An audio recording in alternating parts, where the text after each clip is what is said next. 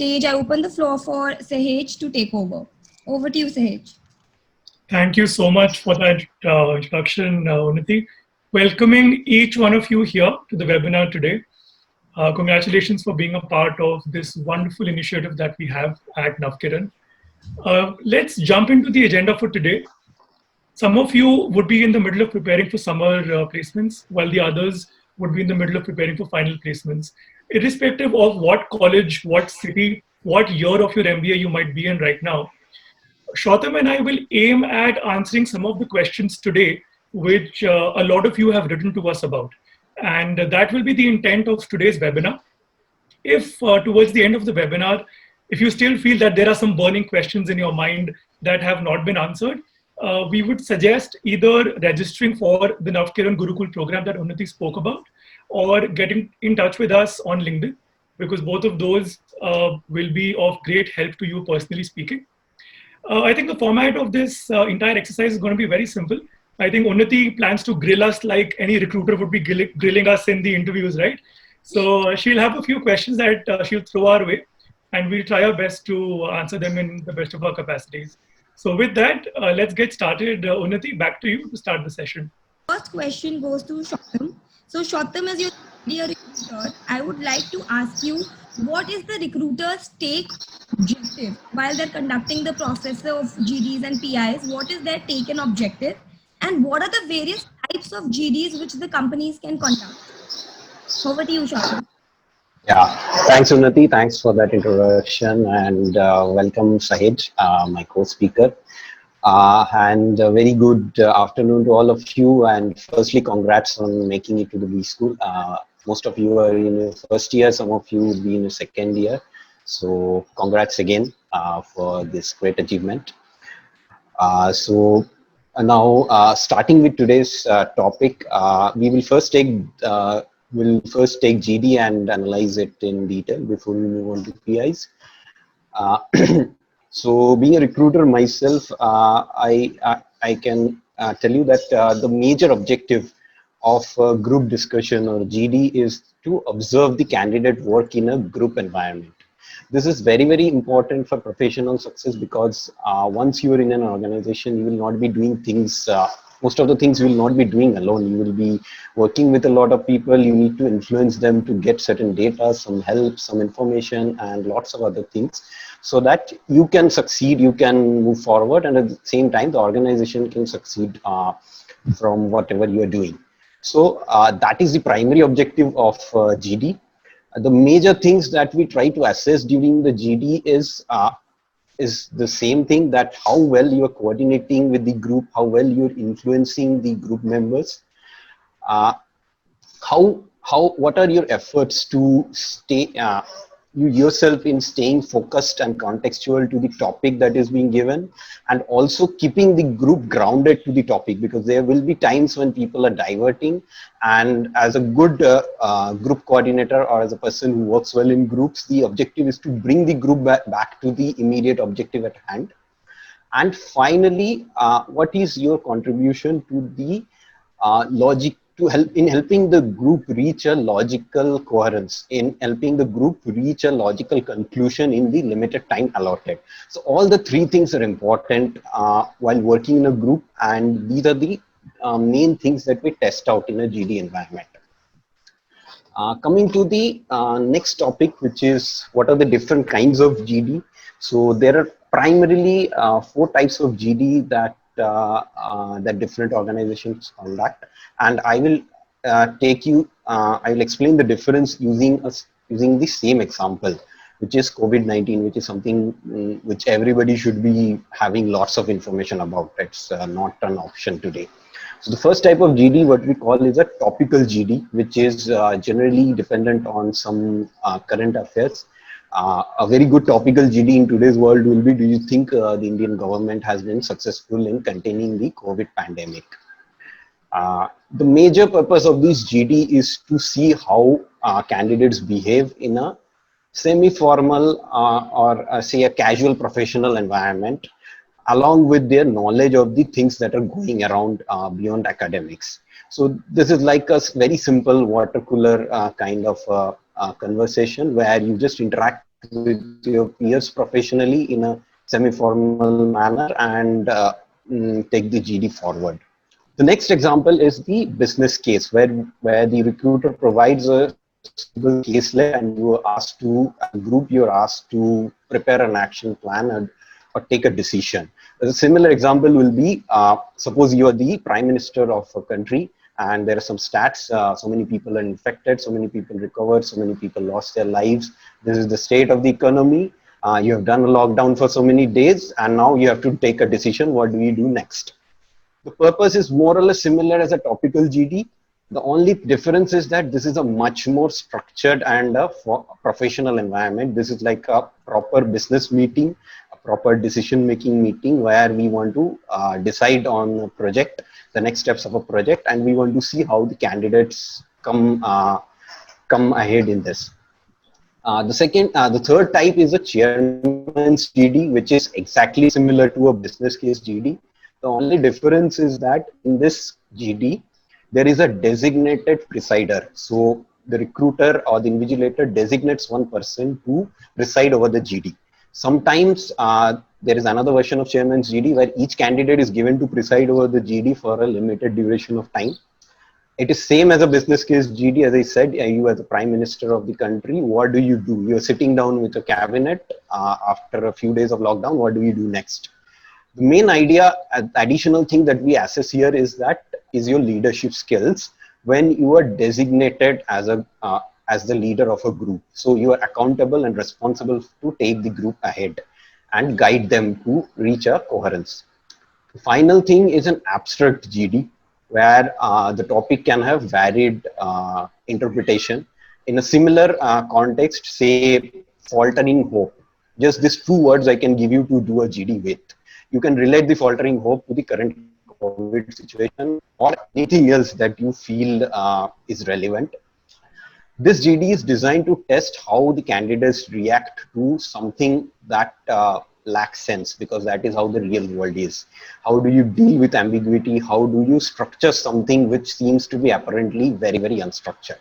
And at the same time, since there is lack of structure, the inherent qualities of the candidates come out better in an abstract GD. So this is a completely psychological form of a GD, and it's very important for you to be extremely positive, optimistic, and at the same time be empathetic to your peers while doing not only an abstract GD, but any kind of GD, so that these qualities can come out.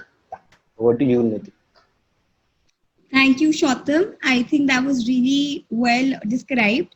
So now I think we know that what are the kind of GDs that the companies can probably have on campuses. But I think what our bigger concern for the audience would be, what are the different roles that the candidates or the people who are participating in the GD can assume? So Sahej, I would like you to answer this question, that what are the roles that one can assume in a GD as a candidate? Thanks for that question, Unnati. There are various roles that one can play in a GD, and if I, in my experience, have to summarize them, I would say that they basically fall within 7 types. And let's take a look at all the 7 one by one. The first one would be that of an initiator. Let me also try and draw a parallel between the type of a person in a GD with their classroom behavior. So the initiator would basically be like a first bencher, right? Who would be, ma'am, I want to start the GD, or sir, I want to start the GD, right? So very enthusiastically, he or she basically starts the topic, introduces it, and then sets the floor open to the rest of the speakers. The second type would be that of a contributor. I think the equivalent of this would be that of a blue-eyed student. Wherever the student has any input to give, that person comes into the discussion and gives that particular relevant input. This could be multiple times, as and when he or she feels that they have something to contribute to the particular topic. The third type is that of a channelizer. The equivalent of this is that of a sports teacher. Every time that we deviate from what the subject is at hand, this channelizer or sports teacher, so to say, brings you back on the topic. Because a lot of times we have tendencies to deviate from what the main subject actually is. The fourth person is a loan taker. I call him the borrower. This works especially very effectively in situations where you feel that you're underprepared. Now take, for instance, you are thrown a very technical subject for a GD and you don't have much of an idea about that. The best thing to do in this scenario is basically to just borrow somebody else's point add on to it with a couple of inputs of your own, and then present it to the group, right? So you're basically playing the role of a loan taker or a borrower. The fifth type is that of a confrontationist. Let's call him the big daddy. The big daddy or the confrontationist basically asks questions like, why not? I would beg to differ with what this person said. I have an opposing opinion. I have a different opinion from what that person said. So this person basically brings out the other side of the coin, which somebody else might not have presented so far. The sixth type is what I call the leader, and in class jargons would basically be the class monitor. Now, the class monitor or the leader basically makes sure that everybody is feeling included in the overall GD and is also leading from the front. So after a bunch of speakers have spoken, he or she also takes on the additional responsibility to add more structure to the entire argument and take the entire discussion forward. So that would be the role of a leader. The last role that one can play is that of a concluder, which is basically a person who's trying for one last try, works especially for those people who might not have spoken so far in the GD and wants to make that one last attempt at putting forward their points in the GD. These are, Unnati, this primarily the 7 types of personalities that we see in a GD. And in my experience so far, I have seen that the contributor, the channelizer, and the leader are basically the ones that get selected. Okay. I think that gives us some perspective on what kind of roles we should assume when we are doing a GD ourselves. Absolutely. Sahej, I think one common bit that I think all of us kind of have this question in our hearts and minds when we are going for a GD is that how do you how do you handle someone who's very aggressive in a GD? And what is your take on being aggressive? Like, should you be aggressive in a GD? And how do you handle if someone else is being aggressive in the GD? How dare you ask me that question? Right. You're not going to like if I talk to you like that, right, Unnati? Absolutely. I don't think being aggressive solves any purpose. And we must find this person who started the rumor that says that FMCG companies prefer people who are aggressive. I really want to track down this person and go and beat him up, because this could not be farther from what the reality is. There is a difference between being aggressive and being assertive, right? When you are being aggressive in a GD, you are basically communicating to the people on the other side of the table that you are extremely inconsiderate, you're very dominating, and you're very impatient. And all of these 3 traits, like Shautam mentioned, are not the sort of traits that I or he or any other recruiter would look forward to when they want to hire anybody, right? Whereas on the other side, if you're being assertive basically means putting your point across in a very crisp manner so that you are heard, and so that everybody is able to drive the discussion forward with respect to the point that you've made. When you're being assertive, you show traits like you are being sensible, you understand group dynamics, and you're being a leader. So in my personal opinion, being assertive is the way to go forward and not aggressive. I think that really sums it up really well. So thank you, Sahej, for that point of view. Also, guys, I would just like to ask you all, if you're not audible, can you guys put that on the chat? If we are not audible to any of you, and if you think that our voices are really soft, then you guys can just put it on the chat and we'll ensure that we are talking closer to the mic. So now my next question goes out to you, Shautam, that what is the candidate's take and or what should be the candidate's objective in a GD? Like, how should a candidate behave, or how should he or she take up a GD? What should go through a candidate's mind? Like, should it be active listening, or how do you begin, or how do you close? How exactly should a candidate, go for his GD? Yeah. So actually, Sahej had very well put forward the different kinds of roles that a person should play in a GD. I will just summarize that in a very simple format, because it is not possible to keep all those information in mind when you're sitting in a GD. See, as a candidate, your objective would be to create at least 3 to 4 relevant strikes in the mind of the evaluator. And by a strike, I mean you should come in at least 3 or 4 times. You should have sufficient airtime. Maybe for a 10-minute GD, 20 to 30 seconds is a good enough airtime for once to create one strike. It should be long enough. It should be something which is relevant and adding value to the group. It cannot be something random or tangential to what the group is discussing, because that shows you're not following the group. You're just there to make your points and go back out. So it has to be something which is adding value to the group, and at the same time, very, very contextual. So even within a topic, there will be different stages of a topic. Like in the initial part, you will be discussing what to discuss.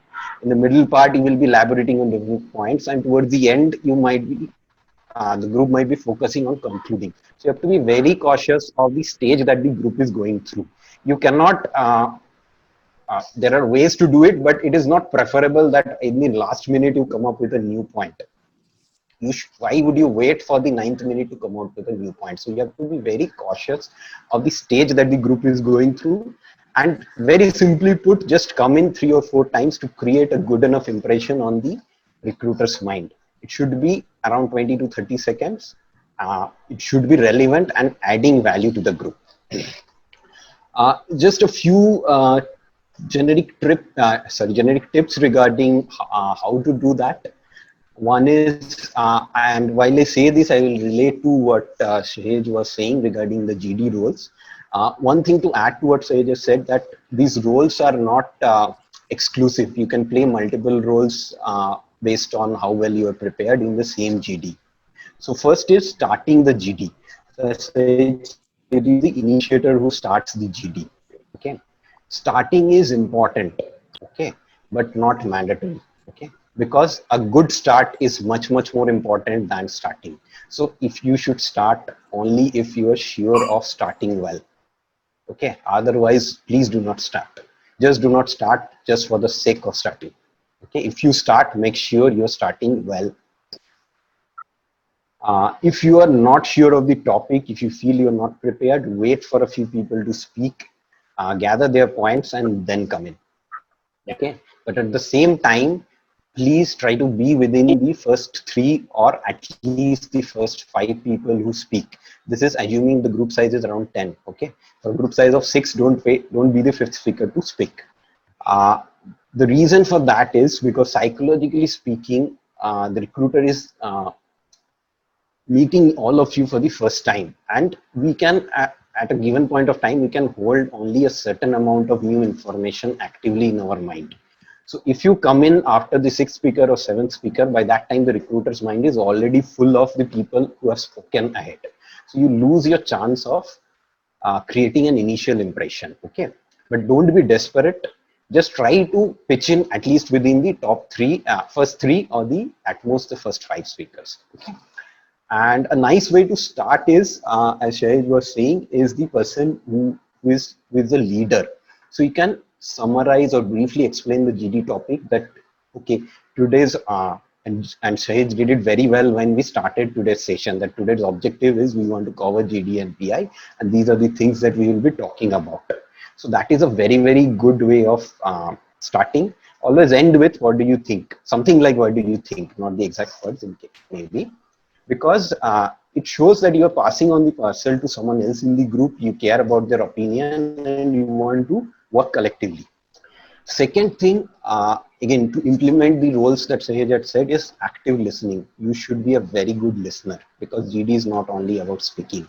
And even if Sahej, if you find the person who started this rumor that you have to be aggressive in the GD, please pass on his or her contact details to me also. I also have a similar mind for that person. Okay, so active listening is very important, and there are a few very simple tips to do that. Okay, try to refer your group mates wherever relevant, and try calling them by name. You see, we 3 are doing this right from the start. We are calling people by name. I'm calling Sahej and Unnati by name and referring to what they have said. This is like a GD only. Pick up the points. Sahej had said, this is like the loan or the borrower. You pick up the points that someone else has said, try to expand on them, add to them, and move forward. But very important, always stay contextual. This I am saying because I have observed in a lot of GTs, people just randomly come in because they have a good point and then back out. Okay, related to what the group is discussing. Like, I am relating these things to the roles that you can play in the GD, because I have actively listened at that time. Okay, we have not gone through each other's notes, just for your information. I am just noting down things that he, as Shahid, is saying, and I'm sure he is doing the same thing. Okay, so even if you want to bring in a random different point, say that, okay, while we have discussed that GD and PI is an important thing, I think this year it is online GDPIs are going to be very important. So probably we should take some time off to discuss how an online GDPI might look like than a physical GDPI. And that is what we can end the conversation with. Okay. And in case you want to disagree, you are the confronter, do it respectfully. That while your point is important, I think we are overlooking this aspect. Okay. Sometimes you can refer your notes verbally. You see, I have been doing this right now. I have noted down what Sahej had said, and I am saying those things out, that you are the confronter, you are the leader, you are the initiator, and all those things. Finally, coming to the summarizer or person who closes the GD, although it is important that the group has reached a conclusion, unfortunately, a lot of times it does not happen because there's a lot of things to talk about, there's a lot of different personalities. We don't see too many GDs closing on time. Okay, but you can take an opportunity, take this as an opportunity. You can try summarizing the discussion. Okay, this is what the leader does, as Sahej had said. You can keep summarizing the discussion every now and then. By every now and then, again, I don't mean that you should do this at the end of every minute. Maybe for a 10-minute GD, you can do it at the midway mark, and maybe towards the 9th minute or something like that. Twice is good enough. Okay, don't overdo it, but this is a good way to show that you've been listening, you're considerate to the group, and at the same time you're adding value to the group by summarizing things and adding on things which can be taken up next. Yeah. Unnati, you're on mute. Thank you, Shiktam. If I had known you before, I would have been very happy. I would have taken all my GD tips from you and Sahej before going for all my GDs, because I think literally you guys have solved every problem that a candidate faces while they have to face a GD the next morning or say in an hour. All the queries, I think you guys are answering to the top notch. I think it's brilliant how you guys are taking up these questions and answering in such intricate details. So now my next question goes out to Sahej as to how many entries should one ideally make in a discussion? Because sometimes we make too many entries, sometimes we don't come into the GD. So what do you say that how many entries should one ideally make in a discussion? And what are some of the hacks? Like how do you get through a GD and how do you get selected? So would you like want to comment on some of the hacks that you have used in your GD since you have cleared most of your GDs? So what would you like to say, Sahej? Okay, I think a very, very important question there. I speak solely based on my experience, and and that sometimes is the most important thing to do, because right now, the way that Shautam is addressing everybody comes from his experience, right? The fact that he's making references to maybe what I said, what Unnati said, these are all healthy practices that come with time, of course. As far as my experience is concerned, Unnati, I'd like to speak about a few hacks that I have always believed in, and which will also answer the first part of your question. So the first hack I would like to talk about is the number of entries shall be about two to three. Anything lesser than two means that you have probably just come into the GD once and then not bothered to speak again, maybe because you only had one good point. Anything more than three or four means you are overpowering the other students and you want to be the one who dominates the entire subject. And you're not very inclusive as far as the entire discussion is concerned. It's a group discussion at the end of the day. It's not a monologue. So 2 to 3 entries, in my opinion, is optimum, is the first hack. The second hack, which we spoke about earlier, Unnati, is to be assertive and not aggressive. And I cannot stress this enough, because somebody who knows how to, in a very crisp manner, put across their point has already won half the battle, right? The third point I'd like to talk about is that of voice modulation. If I go on talking about everything in this particular monologue, how would you feel about it? So there needs to be a difference in the way that you talk. If I keep talking in that same monotone, if I don't modulate my voice at all, if I don't lay stress on certain words when I'm speaking, you will not exactly be listening. You will be there in the call, you'll be there in the discussion, but you will not exactly be actively listening. So it's very, very important to modulate your voice, especially when you're entering, because that actually gives you the door to open and enter the discussion. The fourth hack that I'd like to talk about, which Shautam has also spoken about repeatedly, is to pick up somebody else's point and then build on it. And like Shautam said, that denotes that you are a very, very active listener. So that basically has that twofold responsibility. It shows that you are actively listening. At the same time, you're also able to build on that point and add on to the discussion. So again, it makes you a better contributor to the entire discussion that is happening. And my last and my fifth hack to everybody would be to have certain basic numbers on your fingertips. And by basic numbers, I mean numbers which are very, very relevant to all of us. What is the population of the country? What is the gender split of the entire population? What are the literacy rates? What percentage of population currently uses smartphones? And believe me, these are certain numbers. If you have, let's say, a list of 10 or 15 numbers also that you have on your fingertips, any GD, you can use these numbers. And the reason I say that you must have these on your fingertips is because numbers have a lasting impact. Whenever you quote a report, whenever you quote a statistic, it remains in the head of the person who's listening to you. It's a very sticky message. So that is why having some basic numbers is basically of very, very prime importance. And these are the 5 hacks, Unnati, which have worked like wonders in my experience at least. I don't speak about other basic things like content and way to do the research and what to read about, because I believe that each one of us would already be doing that. Over and above the content, these 5 hacks and you're good to go. I think I totally agree. I totally agree with that, Sahej. And also, just to add one point is that even the current affairs, like during my time, Me Too was this one movement which everyone was talking about. And somehow, whatever the GD's topic was, people would bring in Me Too.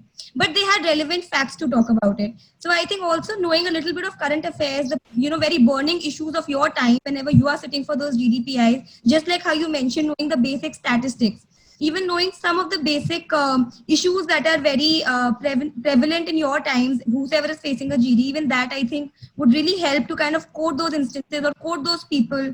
And I think other hacks that you've mentioned, I think they actually come to rescue you at times and, get you through into the list of the PIs.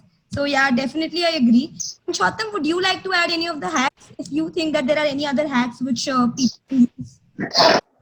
Yeah, thanks, Sayed. It is a very detailed and a very informative list. In fact, I also picked up a few things which I did not know. Just adding a couple of points to it, maybe. As I said, active listening. How do you demonstrate active listening? So look at your group mates while you're speaking. This is more relevant for a physical GD. This year, I don't know if we'll be having physical GD, but you can always call them by names, even in a virtual GD. Okay, that is a very important quality that we look for while judging a candidate. Like how well is he gelling with the group? Because if you note down points that people have said and call them by name and refer to those points, that is an excellent thing. Okay, and avoid looking at the invigilator. Okay, this is not a classroom. I have seen certain GD formats where the invigilator also participates. Unless that is the case, please do not look at the invigilator. Don't say, sir, can I say this or can I start this? Don't do that, okay? That gives a very wrong impression because you are with your peers in an independent environment. Treat it like that. The other thing is something which I picked up while doing my GDs is that support people who share your opinions, or a very big or, support the stronger speakers. Okay, in any group you take up, there will be speakers who are stronger than you, there will be speakers who are maybe not as strong as you. Okay, try us this is a small tactic. Try to refer or try to support the stronger speakers. Okay, what this will do is that they will start feeling good about you, and this will inherently increase your react time, because when you are speaking, all those stronger speakers, because they are feeling good about you, they will be less willing to interrupt. Okay, this is a very good tactic to try to increase your react time. Okay, try to support or refer to the stronger speakers. And anyways, as Shahid had said in the beginning, we will be covering mock GDs in NavKiran program, NavKiran Gurukul program also, where we will be taking mock GDs and evaluating you on these parameters and again giving you personalized feedback based on this. Okay, so please keep noting down these things, and you can use whatever suits you, because most of these things are based on our experience, things that suited us. So you might have your own personalized version of these tips also. I think very well summed up, Shautam. Thank you for that. And now, Sahej, I'm going to come to you with a very unexpected question. And my question to you is, how should one handle some of the expected questions in a PI? The unexpected question talks about expected questions. Yes. Okay, great. I think very, very relevant, Unnati. Thanks for putting me in a spot. I actually have something to contribute when it comes to that. There are lots of questions in every interview which you can almost see coming. Tell me something about yourself. What are your 5-year, 10-year goals? What are your strengths? What are your weaknesses? Now, the problem is these questions are expected. You know they are coming your way. The problem is that everybody wants to run the same script to answer these questions. Nobody wants to break the clutter. And let me give you an example. Now, I can see a few tiles on my screen with the video on. So let's say it's Namit or Priyanka or Aman Patel's birthday, right? And let's say you open Facebook and you see a bunch of wishes. You see, happy birthday, happy birthday, happy birthday, HBD, HBD, happy birthday, happy birthday. Namit, it's been so long since I connected with you last. Very happy birthday, my friend. Have a great year ahead. That message right there breaks the clutter. And my problem with these expected questions is that nobody wants to break the clutter. I'll take another example here. Whenever somebody asks a question, what are your goals for the next 5 years or 10 years? Everybody. I think if I throw a stone out of on the 379 participants in this group, it will land upon a person who will give this answer, which is I have acquired technical skills because I'm an engineer. I now look forward to learning management skills because I'm doing an MBA. I want to climb up the corporate ladder and ultimately reach a place where I'm able to drive the profit and loss of the company. Now, whether you admit this or not, this is the most templated answer that most of us give. My one and my only suggestion, my only takeaway is break away from the clutter, right?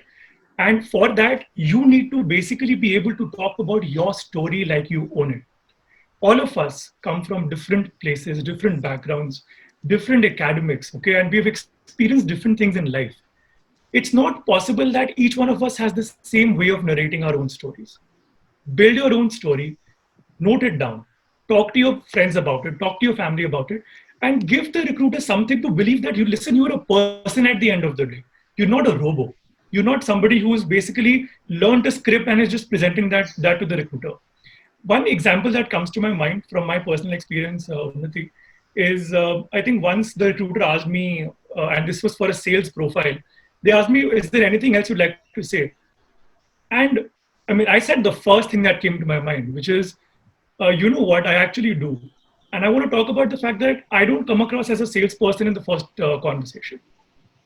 And from that, I basically built on to the fact that, listen, I am the son of an Indian Air Force officer. I have stayed in different states and cities of the country. I have been picked up from a known environment and thrown into an unknown environment so many times in my life that I have the confidence that no matter what environment you throw at me, I will be able to prosper in it.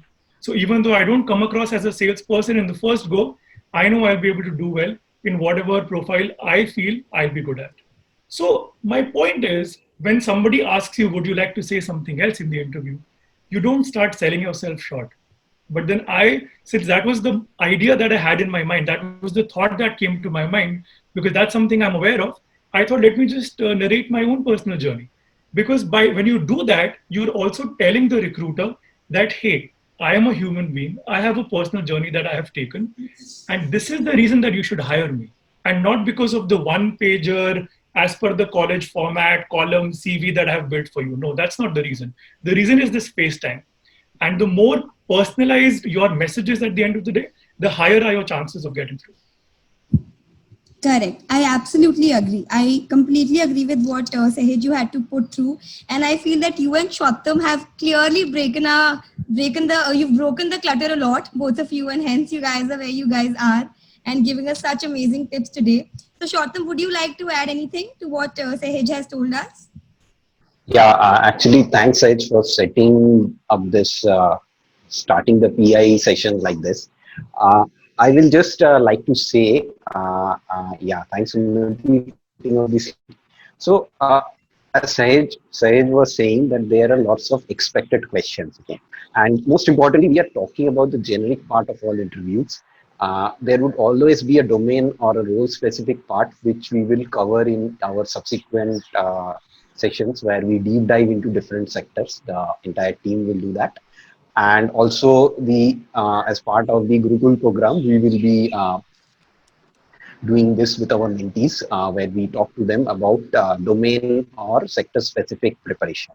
But there is a generic part of any interview where you can expect the set of expected questions. Okay, as you can see on the screen, and the screen has an unexpected scratch. But anyways, these are all the expected questions. Tell us something about you. Sahaj covered beautifully. What do you know about something, maybe the COVID situation in New Zealand or how New Zealand tackled it? What do you think about the recent campaign that Nike had done? What would you do if you were the Prime Minister of India today? What is your favorite ad campaign? How do you advise the client who has come to you with an ethical dilemma or a moral dilemma, something like that? You see, there is one word which is common in all these questions, and that is you. And as Sahej had said, it has to be your answer. Okay, the more personalized it is, the better it will resonate in the minds of the recruiter. And for that, even before you walk into the interview room, you are the person who knows yourself much better than the interviewer. So let me tell you, friends, you are already at an advantage for these kind of questions, because I don't know what your life had been, life journey has been. What is your favorite things? What is your opinion about something that is a burning issue today in the country? I don't know these things. You know those things. So prepare very well and give very, very personalized answers so that you can steer the conversation to a very personalized and the best version of yourself. So prepare very well for this. And a part of the Gurukul program, as I'm saying, we have even circulated these questions with our mentees, some of the typical questions, and we are doing the preparation together. Okay. So this is a very important part. Self-awareness is very important because you know yourself much, much better than your interviewer. So take that advantage. So I think my takeaway from you both is that first break the clutter. Be you. You're already at an advantage at winning because you know yourself.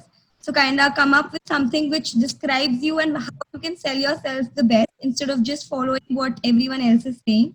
And I think that's great because I think that is something which also instills a lot of confidence in the recruiter that you will be able to add value and you're not just following the herd. Right, right, right. Now, I hope, Sahej, that you have the answer to this question. How do you respond when you don't know the answer? You're sitting in a PI. How do you respond when you don't know the answer to a question? What do you do? I think it's very close to the feeling I'm getting right now, Nidhi. So, okay, I think there are two kinds of questions which have come my way in my experience, the answer to which I might not have known. First is a fact-based question where there is only one right answer and no other way to answer it. And the other type is where they throw a situation at you and you don't know what the right approach is, but you can make an educated guess and take them through your entire thought process. These are the two kinds of questions that you might not know the answer to. Let me talk about my personal experiences here. I'll take a couple of examples. For the first type, which is a factual question, I remember I was asked, since I am an ex Maruti Suzuki employee, I was asked about what is the market capitalization of Maruti Suzuki. And to be very honest, I did not know at that point in time what the market cap was as of that particular day. But what I did know is that the market cap basically makes use of two parameters, which is the number of shares which shareholders hold and the prevailing market value of that particular share. So what I told the recruiter is that, listen, I'm not aware of what the market capitalization is, but I can tell you what the prevailing market share price in the market is and what the previous year annual turnover of the company was. So here what I've done is I have told them and acknowledged to them the fact that I don't know something, but I've also made the attempt to answer something which is very closely linked to the question that they asked me, which tells them that I am somebody who is aware, I am somebody who is knowledgeable. At the same time, I don't just give up at the sign of something seeming possible for me. So that is one kind of questions, and this is how you can tackle it. The other kind of question is a situation-based question. So I've been asked questions like, we are launching an equivalent of an Android or an Apple or an iOS in India. How exactly will you launch that particular campaign? or questions like you have to come up with a go-to-market strategy for introducing a particular new category in a certain company like Udan, which is a B2B company. There was one more example, and I think I'd like to talk a little bit more about that. I don't know how many of us are dialing in from Bangalore today, but the question was that why is it that more cabs come to the Bangalore airport, but lesser cabs go from the Bangalore airport to the city? I had barely been to Bangalore. All I knew about Bangalore is that this is the city and it takes 2 hours to get to the airport or vice versa. This is the only thing I know about Bangalore. Other than this, I had no idea about the geography. My mind started to run. I was like, okay. What I started doing was I started considering all possible variables that could come into the play. So just to give you an example, I started thinking about the fact that since lesser cabs are coming from the airport to the city, maybe the signal of an Uber or an Ola at the airport is very weak. Okay, that was one possibility. Maybe the parking fees of a taxi driver at the airport to wait for a customer is very high, but when they're dropping off the customer, there is no parking fees. That could be the case. Maybe there is an uncertainty of getting a ride from the airport because no cab driver would proactively go to the airport and wait for a customer and then come back to the city. Or maybe there are some alternative modes of transport that customers prefer while traveling back to the city.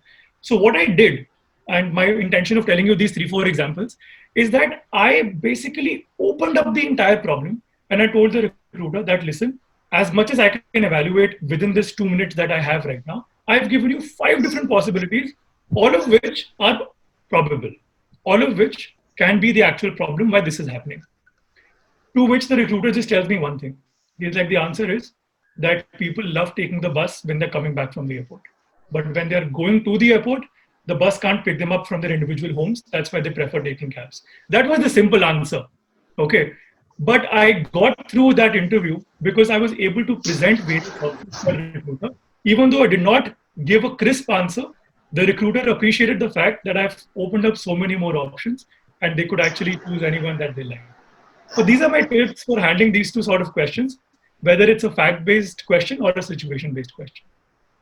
So Sahej, having lived in Bangalore, I can tell you that the bus answer that people take the bus from the airport, I think it's a hobby of love taking the bus from Bangalore airport. It's like a hobby. I think they just go to the airport sometimes to take the bus from there back home. So yeah, I completely agree that this could have happened in your interview and it's quite a funny anecdote. But also now the kind of questions you talked about, they kind of make me feel like these are kind of guesstimate questions as well. And guesstimates are kind of questions we are all scared of. What if they ask us this, that how many target customers will I have in this bracket? And these are the kind of questions which can scare everyone who's facing a personal interview real time, you know. So have you ever faced a guesstimate, and what would you recommend on how do you face a guesstimate question? Because it can get really overwhelming sitting in front of a recruiter. That's actually very true. Guesstimates are more often than not asked in consulting-based interviews. I haven't sat for any of those, but call it my good luck or bad, I have been asked a lot of guesstimates. I don't know why. Okay. And because of the fact that these guesstimates kept coming in, even in my sales or marketing based profiles and their interviews, I thought of basically devising a strategy to go about them. So now guesstimates question for anybody who might not know are basically questions where you're supposed to guess an estimate of what the answer to the question might be. So some of the examples which I have been asked are, what are the number of flights which take off and land from the Delhi airport on any particular day? How many balls can you fit inside an airplane? How many, and this is actually a real life example. They asked me which college I'm from and I said, I'm from NMIMS. So they said, okay, so it's another day at NMIMS. I want you to tell me that in a span of 24 hours, how many people punch in and punch out of the college every day within a span of 24 hours. So that becomes a guesstimate as well. My point is that the way I go about these questions, and will be deep diving into the approaches for guesstimates in our Gurukul programs, because we don't have enough time to discuss that in detail today. But the basic approach is to basically choose one side, either pick the demand side or pick the supply side. So if there is an airport-based problem, you can either solve it by way of the number of flights which are taking off and landing, which is the supply side, or you can look at the demand side, which is the number of people who would be flying on a particular day or a particular night. And then when you choose which side you want to go down from, That's when you start breaking down the problem. You start populating what is the total number of population. Then you start introducing new factors and new layers. You might want to split them by gender, by education, by state, by city, whatever be the parameter. And then finally, a logical sequence flows and the funnel becomes thinner and you're able to reach a guesstimated answer. My point is, what they're testing here is how many layers are you able to add to the entire problem without getting confused. Because the more layers you add, the more convoluted your thought process becomes. So to show a crystal clear line of thought, you need to be able to add 3 to 4 layers and yet be able to give a concrete answer at the end of the day. And I'll be happy to discuss this as a part of the Gurukul program, but that is the basic formula that I adapt. Just pick the demand or the supply and then build onto it.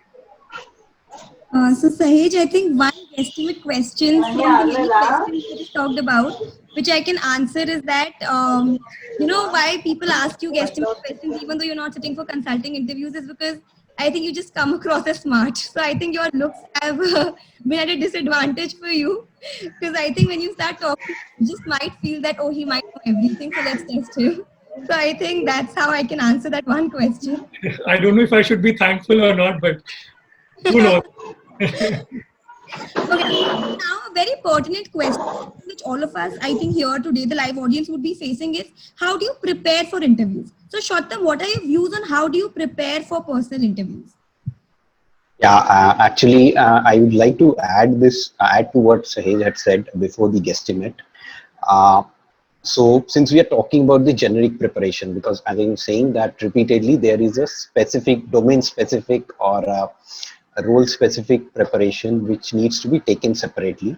This is about all the generic or the hygiene preparation that any PI should entail. The first thing at the cost of repetition is you should know yourself. Until unless you know yourself, you will not be able to have the personalized answers which I spoke about. I just now I'm seeing, I was scrolling through the chat and there are a few questions on how do I come up with personalized answers to the questions. Okay, I'm sorry, there are no tips and tricks to it, because if there were tips and tricks, it will not be personalized. It has to be your answer. It has to be something that you feel from within. It cannot be somebody else's answer. The moment it becomes somebody else's answers, it is no longer personalized. Okay, it has to be your answer. You have to feel it coming from within. Okay, so some questions like tell me about yourself, why you, your strengths, your weaknesses, things like your happiest moment in life, your biggest failure. These kind of questions you should prepare for. You might not get asked all of them in an interview, but at least this help putting your mind at peace, putting your preparation on track. Because the moment you start thinking as why you, or tell me something about yourself, you start realizing the good things that you have done in your life, and that instills a lot of confidence in you. Even if you're not asked this in an interview, if you're prepared with a crisp answer to tell me something about yourself which is personalized, you yourself will have a lot of confidence. And if it is asked, then nothing can be better. Second thing is you should know the role and or the subject or the domain. If you're in PGP1 in the first year, you should show a relevant amount of interest in it. If you're in second year, you should know it in detail. Okay, there is no other choice. Okay. For first years, nobody expects you, for example, if you take marketing, nobody expects you to know the details or in-depth things about marketing, but at least you should be able to show sufficient interest in marketing. And taking a cue from Sahej, I will tell you how, just one example of how to personalize your answer. So I once tried to write a movie review based on the branding techniques. Okay, the movie is Spider-Man Far From Home. I am sure most of us have followed it, and I just said that there are three rebranding techniques that have been used here between Iron Man and Spider-Man in the movie review. This was just for one of my blog posts, not for any interview. So I just said the first thing is that the core identity is retained. Core identities of the product is retained. Both Iron Man and Spider-Man are characters who are heavy with technology. The second is you create associations with the old characters. So you see all the supporting cast and even the stories are so strongly intertwined that you cannot watch a Spider-Man movie without thinking about Iron Man. The third thing is packaging. So the moment, if you have watched the movie and if you remember, the moment Spider-Man puts on the Edith glasses, there is a very stark similarity to Tony. And a true Marvel fan would feel that probably Iron Man in his younger days would have just like being what Spider-Man is depicted in the movie. So this is how you can come up with a personalized answer. If you can give this answer in a marketing interview, your interviewer will be floored. So what I have shown you is that I have not understood branding. I have I have understood the application of branding in a real life thing and in something like a movie, which is a very unique and different experience. You should be able to demonstrate this kind of interest in the subject, because nobody is going to ask you what is the full form of STP. They will ask you to show me a real life example where do you think STP has been used very well. And again, they will ask you your opinion on that. They will ask you to tell me an example where you think STP is used properly or very efficiently. So it's up to you to pick up the example and take the conversation forward. The next thing is obviously know about the company. If you can draw relevant reference, this is similar to GD. If you can draw relevant reference to the company that, sir, I've seen your company doing things like this. I'll be very proud to be part of these initiatives. But it has to be relevant. Huh? Don't overdo it or don't randomly bring it in. It has to be relevant. It shows the recruiter feels good about his organization. Read up current affairs. I know most of you, not most, all of you would be having very tight schedules, but you should have some basic knowledge of current affairs. You need not know how New Zealand tackled COVID, but you should at least know how India is tackling COVID. And there are lots of apps for this. We used to use InShots. There are hundreds other apps for that. Just spend 15 to 30 minutes every day before going to sleep. That is enough. Until and unless, as I said, that is enough for the generic part. Coming to the specific part, like you are preparing for IB interviews, you need to read certain specific financial news, which again we'll cover in specific sessions because we don't have enough time to do everything today. And finally, one important hack that helped me was, as I said, the candidate knows much better about himself or herself than the interviewer. So try to steer the communication to the things that you would be knowing better than your interviewer. For example, your work ex, for example, your projects, for example, your clubs and committee activities in your college. You know what you have done there. The interviewer does not know the details. Even if he is an immediate alum, he will not know the exact details of what you have done. You know the details and you can be the strongest speaker in that communication, in that part of the conversation. So try to steer the conversation to those parts of your CV which are extremely personalized, which you are knowledgeable about, and you can have a quality conversation with the recruiter. Yeah, what do you need? Thank you, Shautam, for sharing the secrets on how to crack PIs. Now, my next question goes out to Sahej. So, what's that one thing which most of the students overlook in PI? So, what would you say that is one thing which we don't take seriously enough and we overlook in PIs, and it is something which we should be actually be concerned about? So, what is your take on that, Sahej? Thanks for that question, Unnati. My take on that is that most of us don't realize that this is supposed to be a two-way communication. If the recruiter is there to judge you and your skills, you are also there to judge the company and get to know what exactly is it that you are offering me, right? More often than not, we come from a place where we are defending ourselves or just merely showcasing ourselves and presenting the best view of ourselves to the recruiter. But we completely forget about the fact that we need to learn more about the profile that we're getting into, or the internship, or the company, or the vertical. And that is why, as a part of that process, what we tend to overlook is that last question. Do you have any questions for me? A lot of recruiters, 9 out of 10, will give you that space, will give you that time. Even if throughout the flow of the interview, you've not had a chance to ask any questions. Let's say you've not had a chance to make it a two-way communication. They're asking the questions and you're answering. Let's say it's one of those scenarios. Even then, at the very fag end of that interview, you have your chance. And the biggest mistake that you can make is no further questions, nothing else. I'm good. मेरे को बस यहाँ से जाने दो, because I've had it enough. The last 45 minutes I've been so nervous sitting in front of you. Just let me go. And I think we don't make use of that question enough, that time enough.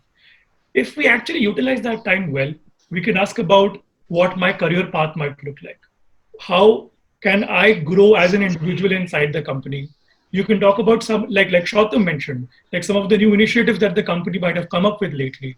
And then you can also volunteer to be a part of that, or you can ask for some more details about that particular launch.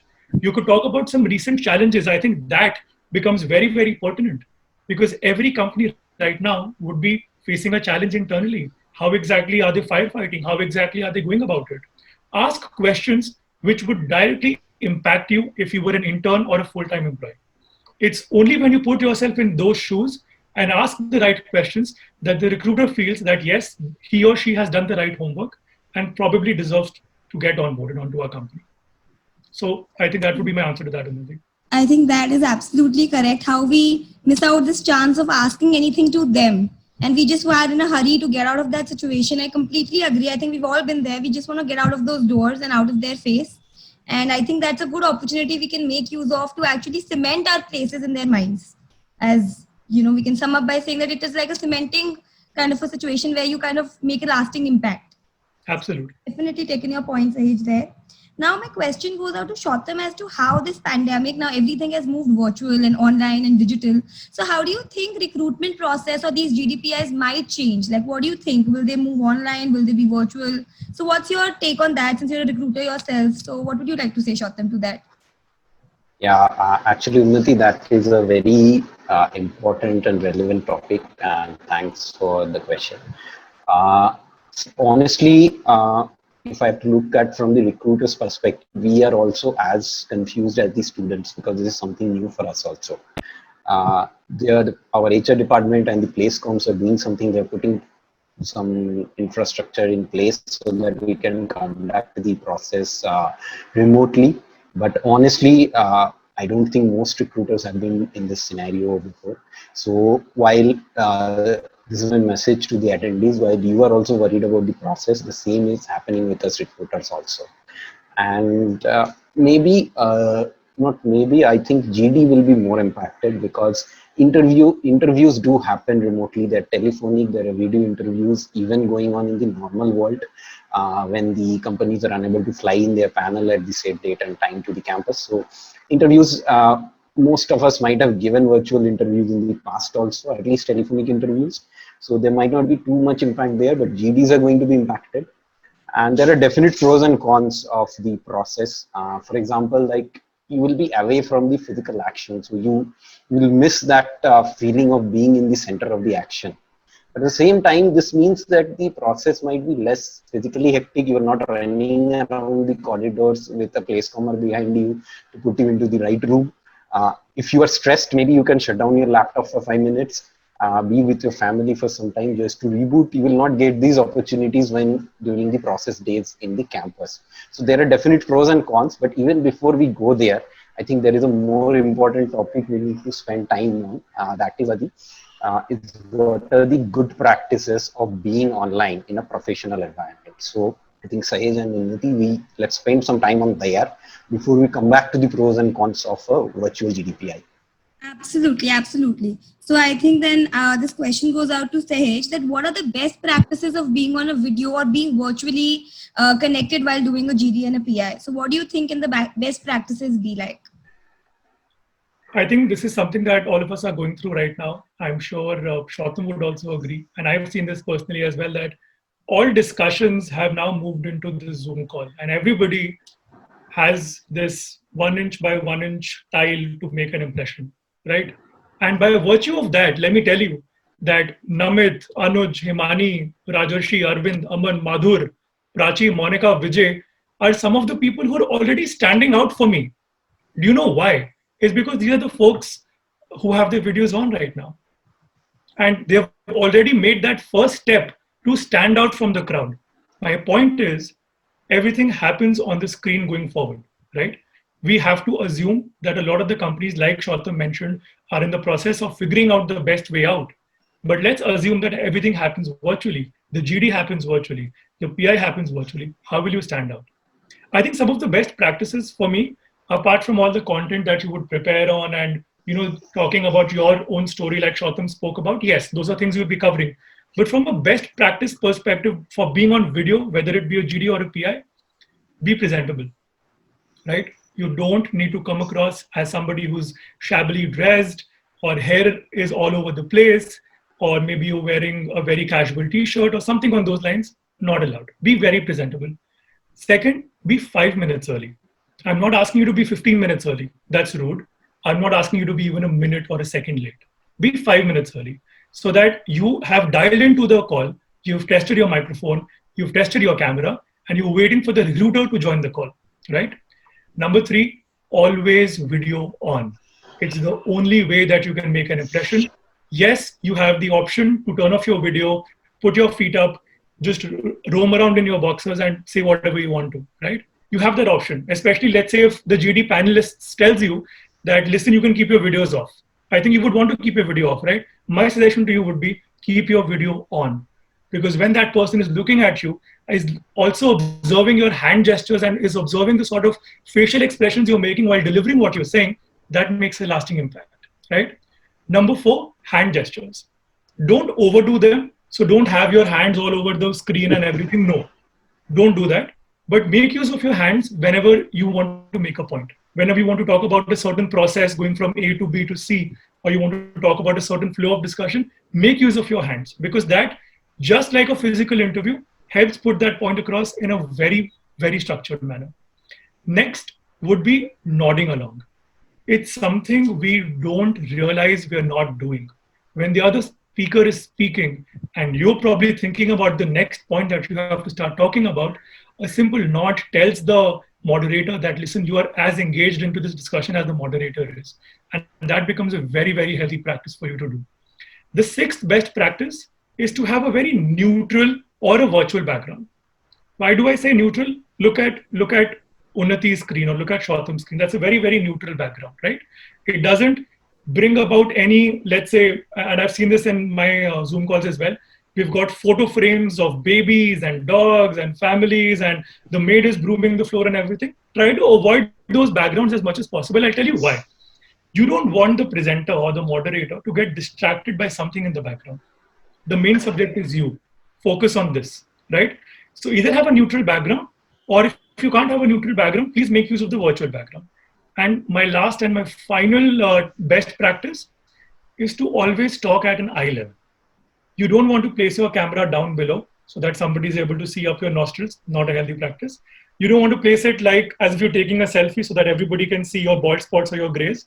You want to place it at your eye level so that you're actually seeing eye to eye, even if it's virtually. I think these are some of the best practices that we should keep in mind whenever we're doing an interview, a GD, or any form of interaction which involves a selection or a debate or anything pertaining to a company. I think very well put, Sahej. Even I'm going to take care of these the next time I'm on a Zoom call. And if I'm missing out any of the pointers, I'm going to start making a checklist that I think these are mannerisms. As we're evolving in this world, these are the manners we need to develop. So I think very important, these are hygiene factors. And if we are overlooking them, then the company will be more than happy to overlook us. So yeah, definitely agreed with those. And now I go back to short term, and what are some of the pros and cons of the virtual GDs compared to, say, the real life GDs or the PIs? So what would you say are the pros and cons of this short term? Yeah. Thanks, Unnati, for the question, and thanks, Sage. So for listing out all these things, these are absolutely non-negotiable, and there shouldn't be any compromise there, okay? Because you would not want to miss out on your opportunities because of something which you could have controlled. These are extremely valid points, and they should cover the hygiene factors. Apart from that, as I was saying, there are definite pros and cons. I will start with the cons. The first thing, as I was saying, the physical connect is missing. You are as if you are not there, you are away from there. But that also gives you the opportunity to reboot yourself, maybe sit with your family, have a cup of tea, take a 5 minutes break, which you could not have done live on the campus. Second thing is that to counter this lack of physical connect, you can see it. Suppose you are in a GD, you can see the names of your peers on the screen. So you can note them down, take your time to note them down, or you can see them directly on the screen. You know who is speaking what. This is slightly tricky to do in a physical GD if you don't have sufficient time to see everybody's name. Second important thing is in PI, you can even see your recruiter's name. Most of the time, he or she will be logging in from his official ID. You can see his name also, his or her name, and you can address that person by name. That creates an additional level of connect. You don't have this advantage while doing a physical PI. You will introduce, the panel will introduce themselves to you, but due to the pressure or something else, you might not remember all of their names, but you have this advantage here. Second thing is, as I said when we started this topic, this is a new experience for most of us recruiters also. So during the GD, try help the moderator. You can maybe play the role of the summarizer. So because the recruiter is also struggling with so many things happening virtually, and he or she will not know what exactly to focus on, where exactly to focus, because it's something which we are not very experienced right now, because we'll be also doing for the first time. So help him or her by playing the role of a summarizer. You can always, after 5 minutes, summarize the GD. That will actually create a different level of connect, because see, most experienced recruiters might not be as tech savvy as you. So there also you have a slight edge. Shahij has already spoken about hand movements. The only thing I wanted to add there is, the best example is how Shahij is doing. He has sat at a certain distance from his laptop. You can see Unnati and I are much closer to a laptop. That is why our hand movements are not so explicit. But he's at the perfect angle. His face is completely visible. His voice is crisp and clear, and his entire hand movements can be seen. So just make sure you set up your laptop and in a very comfortable place, and with a, as he said, with a very nothing distracting in the background. And the other thing is, there will be a tendency of people speaking out simultaneously, as in a physical GD. It might not be intentional. There might be lag in someone's network and all those things. What do you do in that case? I received these questions while we were collecting questions for the webinar. The simplest way to tackle this is to speak out that I am unable to hear you. Probably there is a lack of sync at your end. Can we please take a break for a couple of seconds so that everybody is in sync? Otherwise, we as a group are not growing anywhere. Because even then, even though it is a fish market, whether intentional or due to technical issues, the recruiter will notice you, that you are considerate to the group objective. You are trying to bring the group to the same place so that you can have a constructive discussion. Final thing, maybe in attires, because you will be in your formals, maybe try wearing a slightly more colorful shirt or tie, but don't overdo it. It should not be so flashy that the recruiter blocks you or stops looking at you. Okay, it can be slightly more colorful than a physical world, just so that you stand out, but please use your judgment. Don't make it flashy. So these were some of the cons that and how to counter them. Coming to the pros, I know a lot of people say that I have stage fright. I don't speak well in GD. I speak well only with friends. I don't know what happens to me in GD. So for them, it is a great opportunity, because this is like you are away from the physical world. So it's like you are talking to a screen. You are away from the actual physical persons, and everybody, as I said, gets that 1" by 1" thumbnail to make an impression. Okay, there's no visibility barrier. Suppose you are sitting in the corner of a table, or maybe your chair is slightly misaligned, and you are unable to physically unable to become visible in a physical GD. Those kind of barriers are missing. That's a huge advantage in a virtual GD. And what we will be looking out as a GD is, see, a lot of work, a lot of roles are going to move virtual now, because people have realized that we can work virtual, we can work from home as well as in the physical world. So due to increasing real estate cost, for whatever reasons, we are going to move at least a certain part of all our functions, sometimes the entire function home. So if you can coordinate, if you can stand out in a virtual GD, that is an additional quality that you are demonstrating to the recruiter, and people will love you for that. And finally, since it's an online environment, a lot of you have questions. What do I do if I don't know much about the GD topic? So unless it's an internet or a restricted environment, you can always have Google open. That's a very handy tip, which is not possible in a physical world. Maybe you can try out these things, focus on the advantages, because there will be cons, but there will be pros. And just one point regarding PIs, virtual PIs, as I said, there would not be much of a difference. The only major difference is when you are taking notes or writing down something. in a guesstimate or a case interview, you will not be able to share that with the interviewer.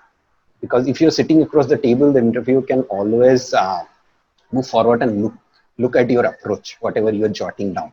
That thing will be missing in a virtual interview. But the interviewer will be considerate of the fact. So whatever rough notes you do, you can always type it in a concise manner in a chat. And the reason why I'm saying this is, there is one beautiful saying which I heard, I don't remember where. The saying goes like this, and I quote, "I wrote you a long email because I did not have the time to write a short one." Just focus on my words. I wrote you a long email because I did not have the time to write a short one. Believe me, summarizing your thoughts in fewer words takes a lot of mental effort, and that is a skill. That is actually a skill which shows experience, maturity, consideration, and your ability to say less and influence more. So this is an additional thing while you are typing in your notes. Being concise, being crisp and clear, this is an additional thing that you are allowing the recruiter to judge. So that is also a pro. That is also a pro of the situation. You can use this platform to showcase this skill also. And you can only develop this skill by practice. It is not a very difficult thing to do. Just try concising your thoughts in fewer words and try typing them quickly and sending it to the someone through chat. So these are a few things which we feel should be different, and how you can handle them. But be rest assured, this is the first thing we are also doing it for the first time. You are also doing it for the first time. So all recruiters will be considerate to be towards your situation, and it will not be as big a change as we are thinking or making it out to be.